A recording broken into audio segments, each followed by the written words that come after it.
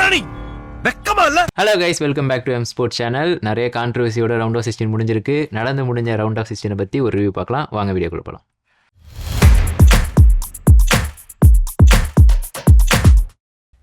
இங்கேருந்து ஆரம்பிக்குது ப்ரோ. மொதல் மேட்ச்லேருந்து ஆரம்பிக்கணும், கடைசியிலேருந்து போகக்கூடாது. ஏன்னா மொதல் மேட்சும் சரியான கான்ட்ரவர்சி. மொதல் மேட்ச் கனடா மொரோக்கோவா? மொதல் மேட்ச் அது ஒரு இல்லை, அது ரொம்ப ஈஸியா போயிடுச்சு. பிரான்ஸ் பிறகு நல்ல ஒரு ரெஸ்லிங் மேட்ச். பார்த்து ரெஃப்ரி வந்து இப்படி இருந்தாரு. எப்படி வந்து ஒரு கருப்பு கண்ணாடி போட்டா கரெக்டா இருந்திருக்கும். கருப்பு கண்ணாடி போட்டு தான் இருந்தாரு, எதையுமே பார்க்கல. பிரான்ஸ் பிளேயர் எல்லாரையும் அந்த அடி அடிச்சானுங்க, தள்ளி விட்டு வந்தாரு. சும்மாவே கார்னருக்கு போற பாலு அப்ப கூட தள்ளிட்டு இருக்கு. ஓடி போகும்போது ஒரு குத்து, ஏன்னா குத்தலா சரிங்க. எப்படியும் பிரான்ஸ் வந்து ஃபைனல்ஸ் வரையும் போக டீம் நம்ம ஜெயிக்க முடியாது. இல்ல புள்ளி பண்ணி கொஞ்சம் ட்ரை பண்ணலாம் நினைச்சாங்க. ஆனா ஒரு 1-0 தான், பெரிய ஸ்கோர்ல எல்லாம் பிரான்ஸ் ஜெயிக்கல. அவன் ஈஸியா ஜெயிச்சிருவாங்க அப்படிலாம் நினைச்சோம். யார் இடத்துல இருந்து யார் சீனு போட்டது? பாப்பே கிட்டே பாப்பே அவன் கடைசி அவனால முடிஞ்ச ரேஞ்ச் போயிட்டு என்ன பண்ண முடியுமோ அதெல்லாம் பண்ணிட்டான். ஜெயிச்ச உடனே கோல் கீப்பர் இப்படி கை கொடுக்க வர்றாரு, நீ போடான்ட்டு அவன் செலிப்ரேட் பண்ணிட்டு இருந்தான். கப்படிக்கு போற டீம் பிரான்ஸ். அப்போ நீங்க மொத்த ஃபீஃபாவுமே இருக்கு. ஃபீஃபாவே பின்னாடி இருக்கு ப்ரோ. அப்புறம் தப்பு. இப்போ இவனுக்கு நல்லா விளையாண்டு உள்ள போனா ஓகே. அப்ப நான் போன வருஷமே ஜெயிச்சிருக்கூடாது. போன வேர்ல்டு கப் இப்போ வந்து போன வேர்ல்டு கப் ஜெயிச்சிருக்காங்க. ஆனா இந்த வாட்டி என்னன்னா இவனுக்கு மட்டும் நல்லா விளையாண்டா ஓகே. ஆனா வந்து ஃபீஃபா ஃபேவர் பண்ணி போறாங்கிறது தப்பா இருக்கு. போன வருஷம் போன வேர்ல்டு கப்ல அப்ப போன தடவை சரி ஓகே, முதல் தடவை பண்ணிட்டாங்க தப்பு, ரெண்டாவது தடவை பண்ண ஓகே. என்ன சொல்றது? கனடா மொரோக்கோ ஈஸி வின்னு. ஃபர்ஸ்ட் ஹோம் நேஷன் வெளில போச்சு. அடுத்த ஹோம் நேஷன் மெக்சிகோ இங்கிலாந்து. நம்ம லைவா பார்த்தோம். நல்ல மெக்சிகோ டஃப் கொடுத்தாங்க. ஆக்சுவலி மெக்சிகோ வந்து அவங்களோட ஃபேன்ஸும் சரி மெக்சிகோவும் சரி அந்த மிட்ஃபீல்டர் செமையா ஆடிட்டு இருந்தாங்க. இருக்கு வந்து ஓடிக்கிட்டே இருந்தான் எல்லா சைட்லயும் வந்துட்டு. அப்படியே ரைஸ் அண்ட் அவங்களுக்குமே டஃப் கொடுக்குற மாதிரி ஒரு மிட்ஃபீல்டு செமையாக பாஸ் பண்ணிட்டு இருந்தான். எனக்கு தெரிஞ்சு அவள் தான் இப்போது வேர்ல்டு கப்புக்கு அப்புறம் அவனை நல்ல ரேட்டுக்கு எடுக்கலாம். அந்த அளவுக்கு கிளப்ஸ்லாம் பார்த்துட்டு இருப்பாங்க கண்டிப்பாக அவனோட பெர்ஃபார்மன்ஸ். உங்கால் அந்த டீம் தானே ப்ரோ? இங்கிலாந்து தானே? பில்லிங்கம் ஓகே. பட் ஆனால் எங்கே நாங்கள் சப்போர்ட் பண்ணுற இது ரைஸ் அண்ட் சாக்கா அப்படின்னு இருக்கா. சாக்கா பாஸ் பண்ணால் அது இதுக்கு முன்னாடி ரைஸோட பில்டப் தான் அது. ஸோ அங்கேருந்து அப்படியே ஃபார்வர்ட் எடுத்துகிட்டு வந்து அது கோலு. பில்லிங்கம் 2 கோல். வெல்லிங்கம் 2 கோல். நல்ல அந்த டிஃபென்ஸ் இன்ட்ரெஸ்டிங்காக போச்சு. அது நல்ல ஒருத்தான் மேட்ச். அதுக்கு முன்னாடி மேட்ச் தான் சுபம் எடுத்த மேட்ச். ஐயோ, அந்த ஃபர்ஸ்ட் பெனால்ட்டியே வந்து அவன் வந்து ஏன்டா அவனுக்கு கொடுத்தான்னு தெரியல வினிசியஸ். இது ரொம்ப இம்பார்ட்டன்டான டெசிஷன் ப்ரோ. ஏன்னா அது வின் பண்ணியிருந்தா வேற மாதிரி கூட இருந்திருக்கும். அது டைனமிக்ஸே டோட்டலாக சேஞ்ச் ஆயிருக்கும் ப்ரோ. அதுக்கப்புறம் எப்படி வேணாலும் அவனுங்களே எக்ஸ்ட்ரா போய் கோல் அடிச்சிருக்கலாம். சேவ் இவனுங்களே கொஞ்சம் கரெக்டா கோல் கீப்பர்ட்டே கொடுக்காம, சரியான சேவ். அதான் கரெக்டா கோல் கீப்பர்ட்டே கொடுக்காம ஓரளவுக்கு இந்த சைடு அந்த சைடு கொஞ்சம் அடிச்சிருக்கலாம், பார்த்து விளையாண்டுருக்கலாம். கிட்டத்தட்ட 4-5 கோல் போக வேண்டியதுடா. போல பாதி பேர் காணும். அந்த கசிமரெல்லாம் பார்க்கவே இல்லை. இருக்கானா இல்லையா அப்புறம் இப்ப கடைசியா வந்து ஒரே ஒரு காட்டினாங்க. ஓ நீ இருக்கியாடா? ஓகே இருக்கா, இங்கதான் இருக்கா அப்படின்ட்டு வந்துருச்சு. நெய்மர் அழுததெல்லாம் ரொம்ப எமோஷனலா போயிடுச்சு. நெய்மருக்கு ஒரு கோல் ஆறுதல் பரிசு. இந்த சாக்லேட் வச்சுக்கோ அது கொடுத்தாங்க. ஆறுதல் பரிசு வாங்கணும். போர்ச்சுகல் ப்ரோ என்ன மேட்ச் ப்ரோ அது? அது ஒரு இன்டென்ஷனே இல்லை ப்ரோ. 0 இன்டென்ஷன். ரெண்டு பேருக்குமே இன்டென்ஷனே இல்லை. ரொனால்டோ ஒரு பக்கம் ஆடுறான், இந்த டீம் ஒரு பக்கம். ரெண்டு பேர் தனித்தனி ஆடிடுறேன். 2 தான்.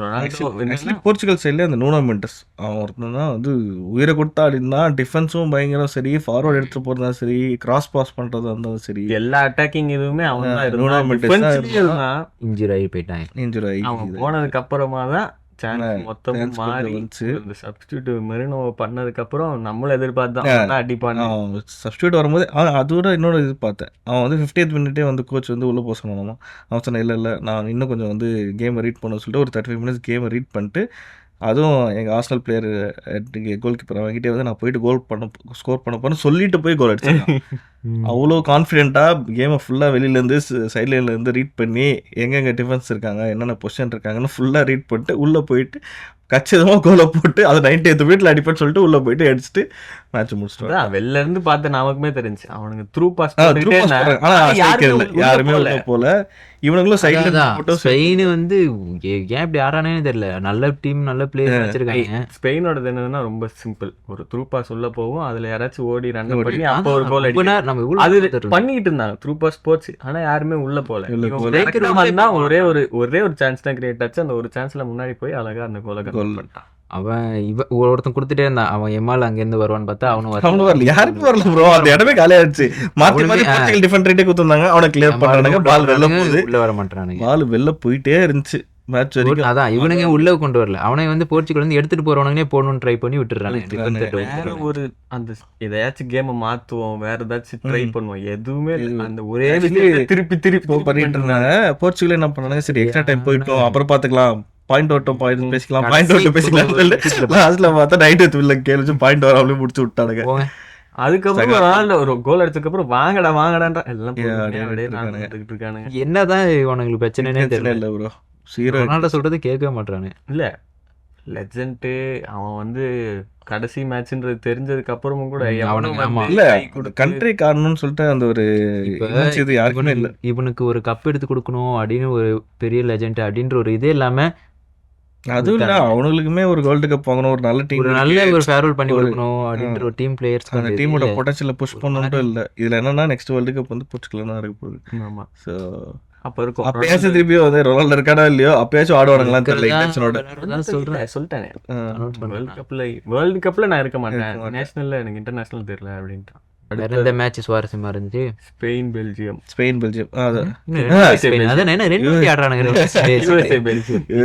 பெல்ஜியம் அடுத்து வர உனக்கு ஆகணும். எல்லாரும் நல்லா என்ஜாய் பண்ணோம்.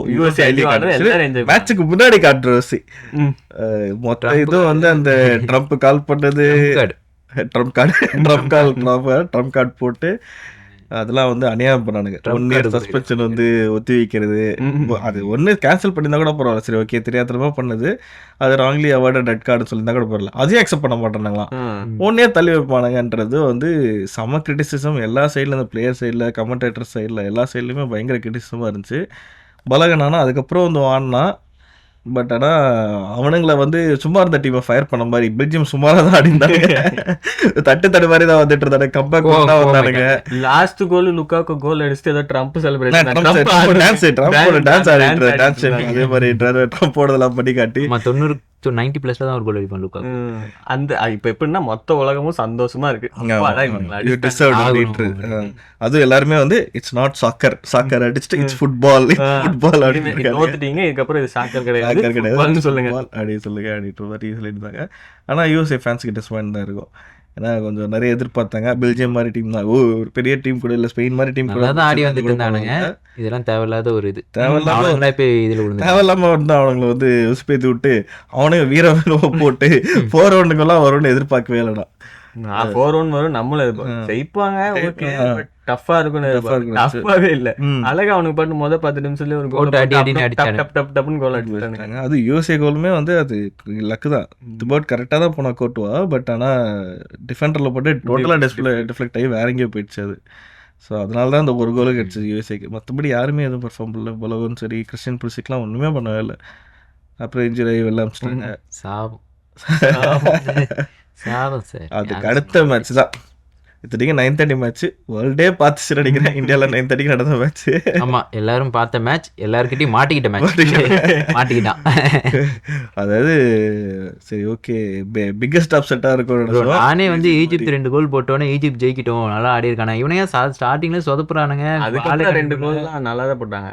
ஆனா வந்து இவனுக்கு ஃபேவர் பண்ணதுதான் ஏத்துக்க முடியாத ஒரு இது. ஒரு என்ன சொல்றது, புஷ் பண்ணிட்டு அவன் எடுத்துட்டு போறான். நிறைய இது எப்படின்னா ஃபேவர் பண்றாங்க, அப்படியே டோட்டலா அர்ஜென்டினா தான் ஃபேவர் பண்றாங்க. நல்லாவே தெரியுது, பயங்கர ரெக்டா இருக்க மாதிரி எல்லாருமே கமெண்ட்ஸ் எல்லாம் போட்டுருக்காங்க. வீடியோல கூட வந்து ஈஜிப்ட் வந்து கோல் போட்டோன்னா எல்லாம் செலிப்ரேஷன் பண்றாங்க. FIFA மேனேஜ்மெண்ட்ல அந்த மேனேஜ்மெண்ட் அப்படியே முறைக்க உட்காந்து என்ன பண்றீங்க, அக்செப்ட் பண்ண முடியல. மெஸ்ஸி இல்ல அதான் சொல்றாங்க, மெஸ்ஸி இருந்தா தான் வந்துட்டு நல்லா ஆடட்டும், இல்லைன்னா விடுங்க போட்டோம், இல்லை போட்டோம், ஏன் இப்படி பண்றீங்க.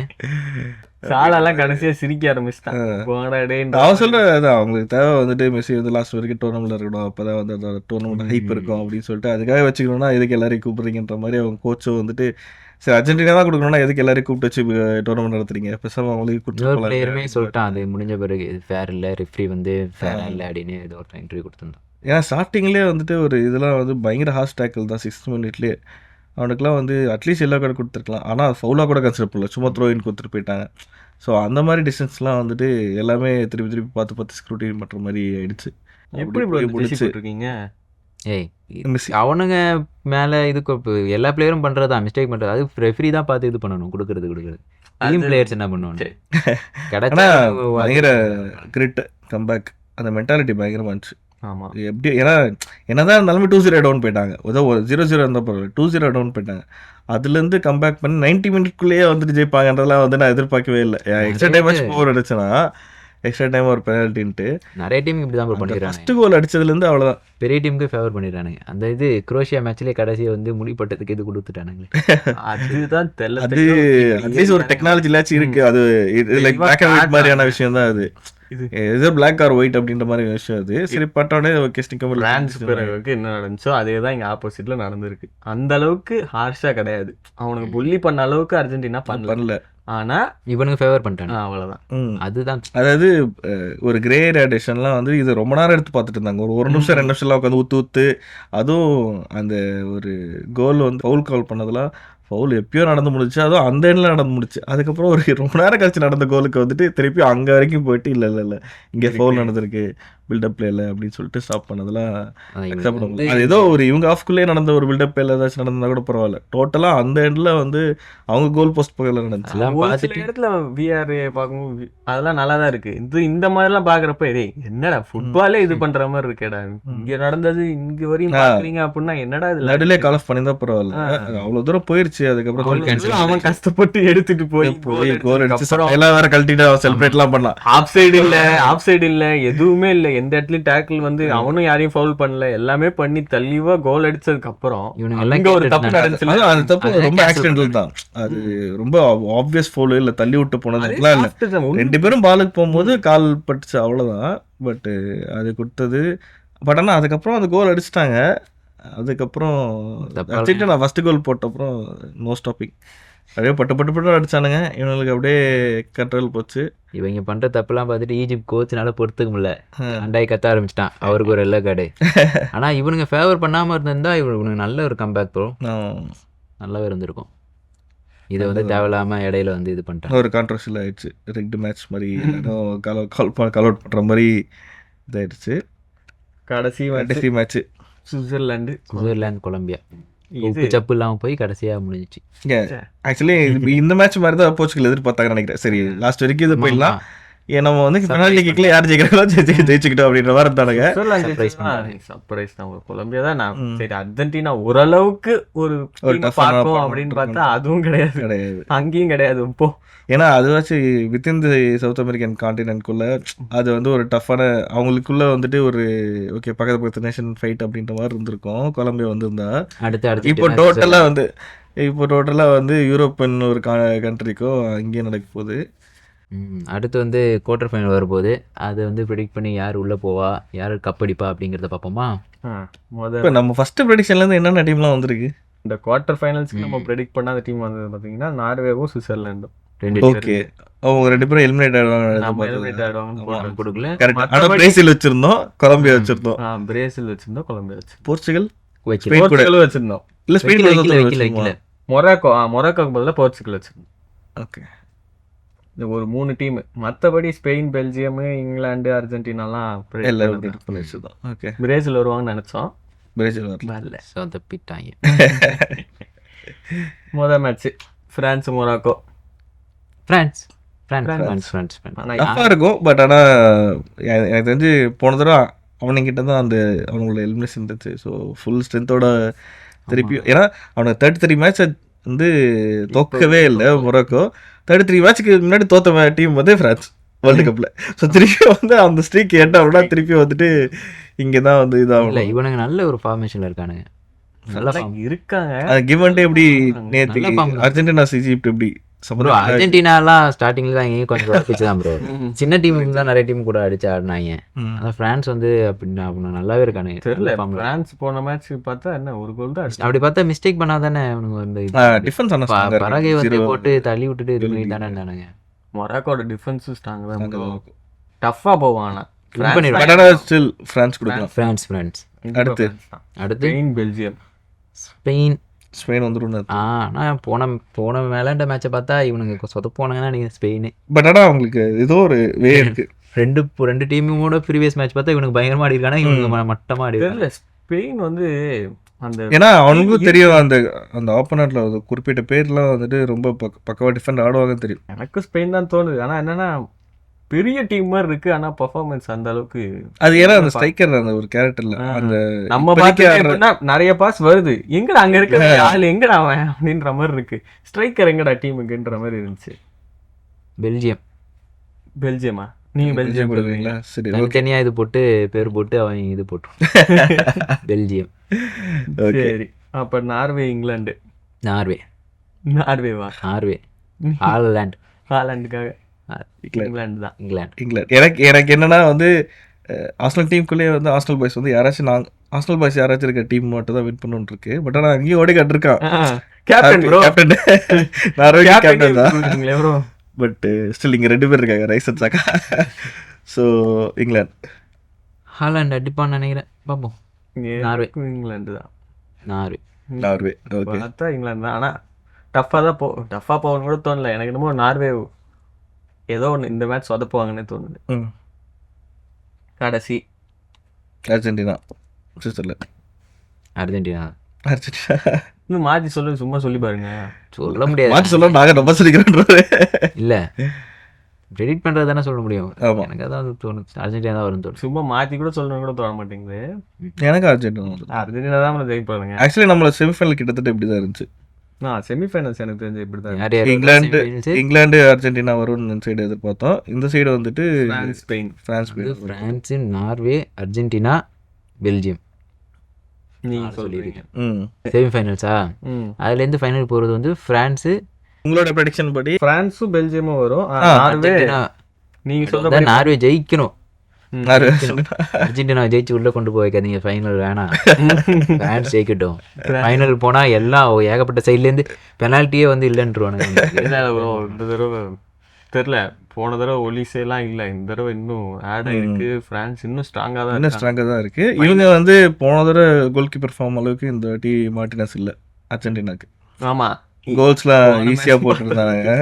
ஸோ அதனால எனக்கு என்ன ஆசைன்னா பிரான்ஸ் ஃபைனல் வரட்டும், நார்வேவும் ஃபைனல்ஸ் வரணும், அர்ஜென்டினாவும் நார்வே ஃபைனல்ஸ் வரணும். நார்வே ஜெயிச்சுன்றீங்களா? நார்வே ஜெயிக்கணும், அப்போ பிரான்ஸ் ஜெயிக்கணும்.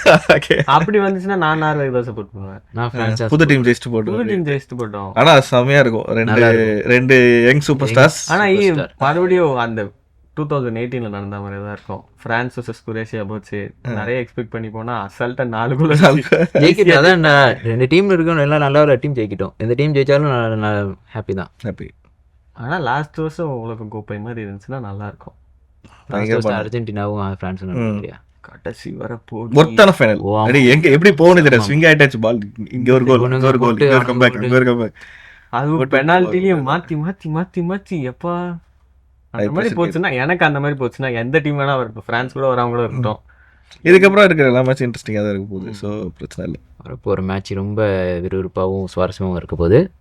உங்களுக்கு எந்த டீம் செமிஃபைனலுக்குள்ளே போகும், யார் கப் அடிப்பான்னு நினைக்கிறீங்களோ அந்த டீமை கமெண்ட்டில் மென்ஷன் பண்ணுங்கள். சாட்டர்டே நைட் நாங்கள் லைவ் வருவோம். மறக்காமல் சப்ஸ்கிரைப் பண்ணி வச்சுக்கோங்க, பெல் பட்டனை கிளிக் பண்ணி வச்சுக்கோங்க. ஸோ லைவ் மிஸ் பண்ண மாட்டீங்க. Until by.